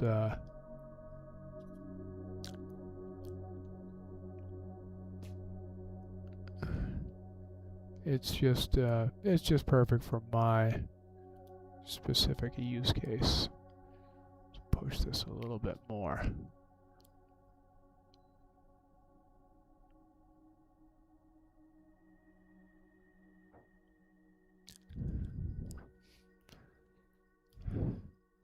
You know, in the last galaxy, they said the arms were very smooth because there wasn't any star formation in them. Well, M101 is just the opposite. It's got pockets. It's all knotty and clumpy, and there's star formation popping up all over the place on this. All these areas of high energy star formation. All over the place. Because it's interacting with other galaxies, which is also what's pulling the arms apart a little bit on one side, making it asymmetric. And when galaxies interact, they get all hot and bothered and start popping off a whole bunch of new stars. So that's what this one is doing. All these clumpy blue spots are all stars. But anyway, there's 21 minutes on a beautiful M101. And so I am going to call it a night, I believe. Thanks everyone for being here. And like I said, this Dark of the Moon is just about done. So it'll be at least a couple of more weeks before I can get on again. But when I come back on again, it will be with the Hyperstar remounted. And we will be seeing much bigger, brighter, and more colorful stuff in the summer sky. So it'll be a whole different thing. I'll be going to Rasa mode next month. So anyway, thanks everyone for being here, and I hope you learned something and got to see some pretty stuff. I know it was fun for me to be here, so thank you so much for everybody and being here, and I will talk to you all later. Good night.